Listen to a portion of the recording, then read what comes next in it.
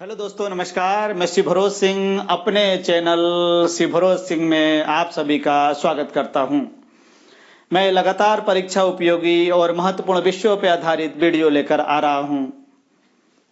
अभी तक YouTube पर मेरे 35 वीडियो आ चुके हैं जो इतिहास, भूगोल और सामान्य ज्ञान पर आधारित है। आपने मेरे चैनल को अभी तक सब्सक्राइब नहीं किया है तो सब्सक्राइब कर लीजिए और बेल आइकन को दबा दीजिए, जिससे मेरे आने वाली वीडियो की नोटिफिकेशन आपको मिलती रहे। आज मैं एक और महत्वपूर्ण विषय पर वीडियो लेकर आया हूं, जिसका विषय है मगध साम्राज्य के शासक वंश, हर्यक वंश, शिशुनाग वंश। मगध साम्राज्य पर शासन करने वाले वंशों की लंबी श्रृंखला है। यहां मैं क्रम से उन वंशों पर आधारित वीडियो लेकर आऊंगा। इसके पूर्व के वीडियो में, जिसका विषय था मगध साम्राज्य का उदय भाग 1, हमने मगध साम्राज्य के उदय और उसकी स्थिति का अध्ययन किया था। उसमें हमने अध्ययन किया कि मगध साम्राज्य के नाम से किसे जाना जाता था। तो मगध साम्राज्य के नाम से वर्तमान बिहार के पटना और गया जिले के आसपास के क्षेत्रों को जाना जाता था। मगध साम्राज्य के संस्थापक रूप में बृहदत्त को जाना जाता है, जिसने राजगृह को अपनी राजधानी बनाया था। राजगृह, जिसे गृहब्रज के नाम से भी जाना जाता था, क्योंकि ये चारों ओर से 5 पहाड़ियों से घिरी हुई थी, जो एक किले का निर्माण करती थी। इसलिए राजगृह बहुत सुरक्षित था। बाद में पाटलिपुत्र को इसकी राजधानी बनाई गई, जिसे आधुनिक पटना के नाम से जाना जाता है। आज हम दूसरे भाग में मगध पर शासन करने वाले 2 वंशों का अध्ययन करेंगे, हर्यक वंश और शिशुनाग वंश। तो चलिए प्रारंभ करते हैं मगध पर शासन करने वाले पहले महान वंश को, जिसके राजाओं ने मगध की कृति को बहुत दूर दूर तक विस्तारित किया और उसके गौरव को और उसके मान सम्मान को बढ़ाया। अब हम यहां पर इस हर्यक वंश का समय देखते हैं कि हर्यक वंश का काल कब से कब तक रहा। तो हर्यक वंश जो है 544 ईसा पूर्व से 412 ईसा पूर्व तक हर्यक वंश के राजाओं ने शासन किया। इसमें बिंबिसार, आजाद शत्रु और उदयन का नाम जो है प्रमुख रूप से आता है। अब हम यहां पर बिंबिसार का अध्ययन करते हैं। बिंबिसार ने 544 ईसा पूर्व से 492 ईसा पूर्व तक शासन किया।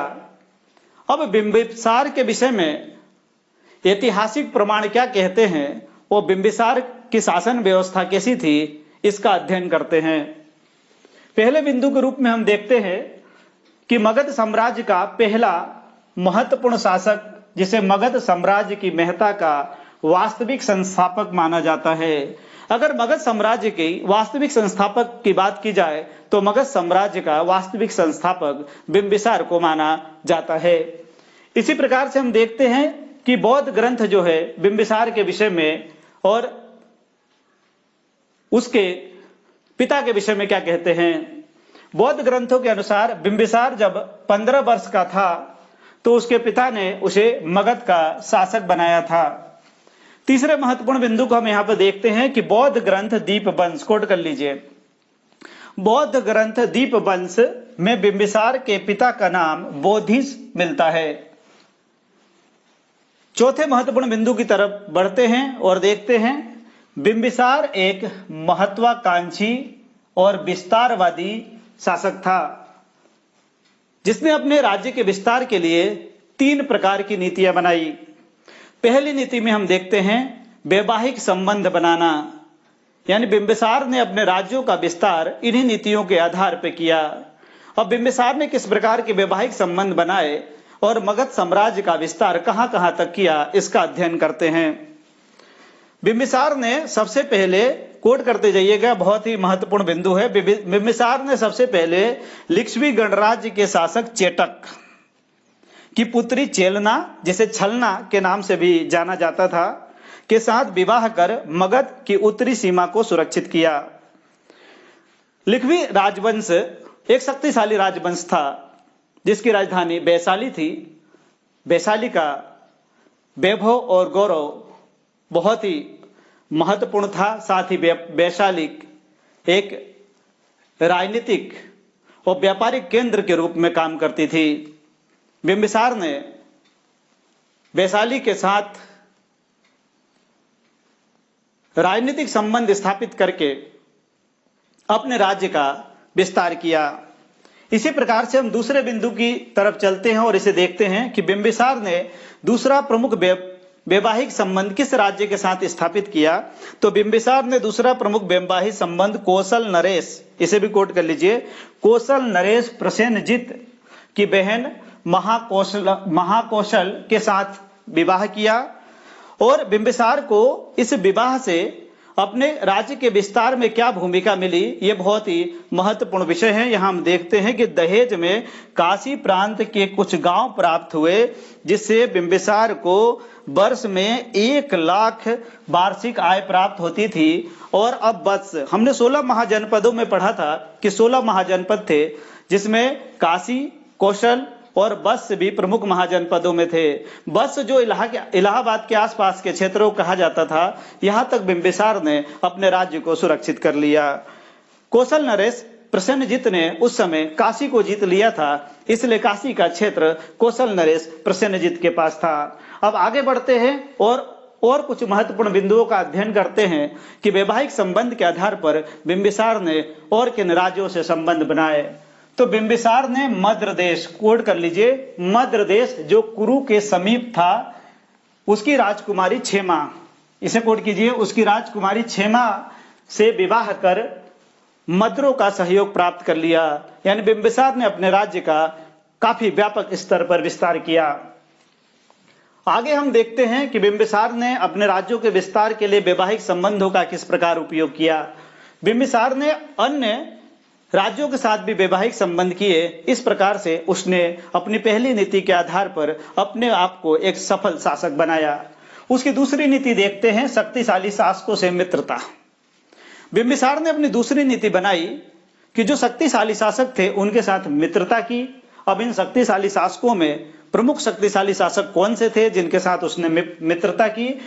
अवंती के शक्तिशाली राजा, कोड कर लीजिए, प्रदोत के साथ बिंबिसार ने मैत्रीपूर्ण संबंध स्थापित किए। और अवंती नरेश जब बीमार हुए तो उसने अपने राज्य वेद, कोड कीजिएगा जीवक, कई बार परीक्षाओं में पूछ लिया जाता है, जीवक को अवंती भेजा। और तीसरी बिंबिसार की नीति थी कमजोर पड़ोसी राज्यों को जीतना। बिंबिसार कमजोर पड़ोसी राज्यों को जीतकर शक्ति के बल पर उन पर अधिकार कर अपने राज्य का विस्तार करना चाहता था। यह भी उसकी प्रमुख नीतियों में शामिल थी। इस नीति के तहत उसने अंग देश पर आक्रमण कर जीता और उसके राजा इस युद्ध में ब्रह्मदत्त जो है मारा गया। अंग देश मगध के लिए बहुत महत्वपूर्ण था क्योंकि अंग की राजधानी चंपा व्यापार और वाणिज्य का बड़ा केंद्र थी। बिंबिसार ने उसे जीतकर अपने राज्य का विस्तार किया। आगे हम देखते हैं कि बिंबिसार ने इस अंग देश को जीतने के बाद अपनी किस प्रकार की रणनीति अपनाई। बिंबिसार ने अपने पुत्र, इतिहास में अजात शत्रु का नाम भी महान शासकों में लिया जाता है, तो बिंबिसार ने अपने पुत्र अजात शत्रु को अंग का उपराजा बनाया। उस समय जो राजकुमार हुआ करते थे उनको जीते गए राज्यों का उपराजा बनाया जाता था। तो इस नीति के तहत अंग का उसे उपराजा बनाया गया। आगे देखते हैं कि बिंबिसार के संबंध में बौद्ध साहित्य क्या कहते हैं। तो बिंबिसार महात्मा बुद्ध का मित्र और बौद्ध धर्म का संरक्षक था। बौद्ध ग्रंथ कोट कर लीजिएगा, विनय पिटक के अनुसार बिंबिसार ने बौद्ध धर्म ग्रहण कर लिया था। बिंबिसार के विषय में बहुत से मत हैं, लेकिन बौद्ध धर्म विनय पिटक के अनुसार बिंबिसार ने बौद्ध धर्म को ग्रहण कर लिया था। आगे देखते हैं कि बिंबिसार के शासन काल में उसको शासन को संभालने वाले पदाधिकारी कौन कौन से थे। तो बौद्ध साहित्य के अनुसार कुछ महत्वपूर्ण पदाधिकारियों के नाम यहां पर देखने को मिलते हैं। इनमें कोट करते जाइएगा। सबथक महामात, जिसे व्यवहारिक महामात भी कहा जाता था, यह सामान्य प्रशासन का प्रमुख होता था। इसी प्रकार से व्यवहारिक महामात, जो व्यवहारिक महामात कहा जाता था, यह न्यायाधीश होता था। बिंबिसार ने 52 वर्षों तक सफलतापूर्वक शासन किया और मगध के गौरव को आगे बढ़ाया। बिंबिसार के पुत्र अजातशत्रु ने भी अपने आप को एक महान शासक के रूप में इतिहास में अपना नाम दर्ज कराया। इस प्रकार से हर्यक वंश में बहुत से महान शासक हुए और इन शासकों ने मगध वंश और मगध के शासन व्यवस्था को दूर दूर तक विस्तारित किया। हर्यक वंश के राजाओं ने मगध के साम्राज्य को खूब विस्तारित किया। बिंबिसार ने जिस प्रकार से अपने साम्राज्य को विस्तारित किया, उसके पुत्र अजातशत्रु ने उसके गौरव को और भी बढ़ाया।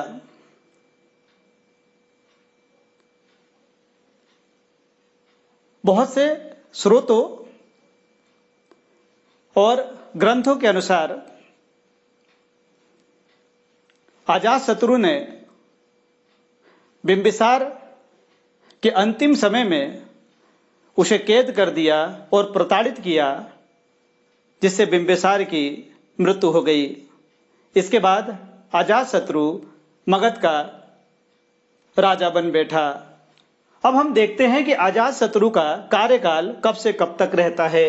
अजातशत्रु 492 ईसा पूर्व से 460 ईसा पूर्व तक मगध पर शासन करते हैं। अब इसके महत्वपूर्ण बिंदुओं को हम कोड करते हैं कि बिंबिसार के बाद अजातशत्रु मगध का शासक बना। कोड कर लीजिएगा। अजातशत्रु को कुनिक नाम से भी जाना जाता था। इसी प्रकार से अजातशत्रु के विषय में दूसरा महत्वपूर्ण बिंदु है कि अजातशत्रु बिंबिसार की तरह महत्वाकांक्षी, बिंबिसार एक महत्वाकांक्षी और विस्तारवादी शासक था। उसका पुत्र अजातशत्रु भी बिंबिसार की तरह ही महत्वाकांक्षी और राज्य का विस्तार करने वाला शासक था। और बौद्ध ग्रंथ जो है अजातशत्रु के विषय में क्या कहते हैं। बौद्ध ग्रंथ के अनुसार अजातशत्रु ने अपने मामा कौशल नरेश प्रसेनजित से युद्ध किया और विजय प्राप्त किया। बिंबिसार ने प्रसेनजित के साथ मैत्रीपूर्ण और वैवाहिक संबंध बनाए थे, लेकिन समय के साथ दोनों राज्यों के संबंधों में गिरावट आ गई। अजातशत्रु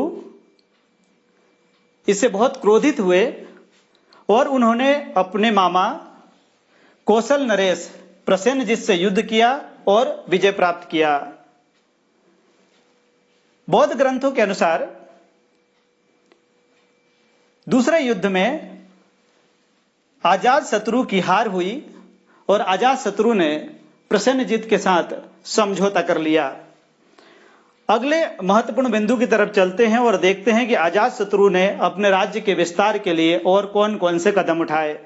अजातशत्रु ने अपने नाना लिच्छवी नरेश चेटक के संगठन, जिसमें 9 लिच्छवी, 9 मल्ल और काशी कौशल के गणराज्य शामिल थे। इनके बीच में भीषण युद्ध हुआ, जिसमें अजातशत्रु ने जीत हासिल की। अजातशत्रु ने यहां पर 2 विनाशक हथियारों का उपयोग किया। इसे कोड करते जाइएगा। वो विनाशक हथियार कौन कौन से थे? रथ मूसल और महाशिलाकंटक। ये दोनों हथियार इतने घातक थे कि रथ मूसल से अग्नि निकलती थी और महाशिलाकंटक से बड़े बड़े पत्थरों को फेंका जाता था, जिससे लिच्छवी गणराज्य और उसका संगठन बुरी तरह से पराजित हो गया। अब अजातशत्रु के विषय में और अध्ययन करते हैं और देखते हैं कि भरहुत स्तूप, इसे कोड कर लीजिएगा। कई बार प्रश्न में पूछ लिया जाता है कि अजातशत्रु किस मत का मानने वाले थे, तो इस संबंध में जैन साहित्य, बौद्ध साहित्य प्रकाश डालते हैं। तो भरहुत स्तूप की वेदिका के सामने अजातशत्रु भगवान बुद्ध के महापरिनिर्वाण के 8वें वर्ष में उन्होंने जो है एक राजगृह में उनके अवशेषों पर स्तूप का निर्माण किया था। यानी यहां पर इस चीज को हम समझे कि हम अजातशत्रु को बौद्ध मत का मानने वाला किस आधार पे मान सकते हैं। तो भरहुत की वेदिका के सामने अजातशत्रु भगवान बुद्ध के सामने प्रार्थना करते हुए, उनकी वंदना करते हुए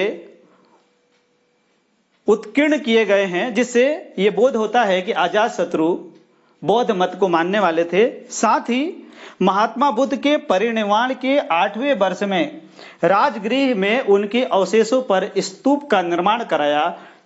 इससे भी प्रतीत होता है कि अजातशत्रु बौद्ध मत के मानने वाले थे। अब अजातशत्रु का बौद्ध धर्म के साथ संबंध और किस प्रकार से परिलक्षित होता है, इसे कोड कीजिएगा कि राजगृह की सप्तपर्णी गुफा में प्रथम बौद्ध संगति का आयोजन अजातशत्रु के शासनकाल में हुआ था। इससे प्रतीत होता है कि अजातशत्रु बौद्ध मत का मानने वाले थे। अब सिंहली जन अनुश्रुतियां क्या कहती है? अजातशत्रु जिन्होंने लंबे समय तक शासन किया, उनके शासन का अंत क्या किस प्रकार हुआ? तो इस संबंध में सिंहली अनुश्रुतियां कहती है कि अजातशत्रु ने 32 वर्ष तक मगध पर शासन किया और बाद में उनके पुत्र उदयन द्वारा उन्हें मार डाला गया। जिस प्रकार से अजातशत्रु ने अपने पिता बिंबिसार को बंदी बनाया और यातनाएं दी, जिससे उनकी मृत्यु हो गई, उसी प्रकार से अजातशत्रु के पुत्र उदयन द्वारा जो है अजातशत्रु को मार डाला गया। अब हम देखते हैं कि अजातशत्रु के बाद उदयन का शासनकाल कब से कब तक रहता है। तो 460 ईसा पूर्व से 444 ईसा पूर्व तक उदयन का शासनकाल रहता है। अब उदयन के शासनकाल की प्रमुख विशेषताएं क्या रहती हैं और उदयन का शासनकाल किस प्रकार का रहता है, इस पर प्रकाश डालते हैं कि अजातशत्रु की हत्या के बाद उदयन मगध का शासक बनता है और बौद्ध ग्रंथ उदयन को पितृहंता कहते हैं। अब अगले उदयन के विषय में महत्वपूर्ण बिंदु पर प्रकाश डालते हैं कि उदयन के शासनकाल के दौरान कौन से परिवर्तन हुए, जिसके कारण से उदयन का नाम जो है इतिहास में महत्वपूर्ण बनता है। कि उदयन ने गंगा और सोन के संगम पर पाटलिपुत्र नगर की स्थापना की और इस पाटलिपुत्र को राजधानी बनाया। अभी तक राजधानी राजगृह हुआ करती थी। बिंबिसार ने भी अपनी राजधानी राजगृह बनाई थी, अजातशत्रु ने भी अपनी राजधानी राजगृह बनाई थी, लेकिन उदयन ने गंगा और सोन के संगम पर पाटलिपुत्र नगर की स्थापना की और इसे राजधानी बनाया। उदयन के विषय में कहा जाता है कि उदयन जैन मत का मानने वाला था। अब इसका प्रमाण किस प्रकार से मिलता है कि जैन ग्रंथ आवश्यक सूत्र, कोड कर लीजिएगा, जैन ग्रंथ आवश्यक सूत्र से पता चलता है उसने राजधानी के मध्य में एक चैत्य गृह का निर्माण कराया था। इसी प्रकार से जैन मत के पोषक वो थे और जैन मत का पालन करते थे। इस संबंध में कैसे पता चलता है कि जैन मत का उपदेश सुनते समय एक व्यक्ति द्वारा छुरा भोंक कर उदायन की हत्या कर दी गई।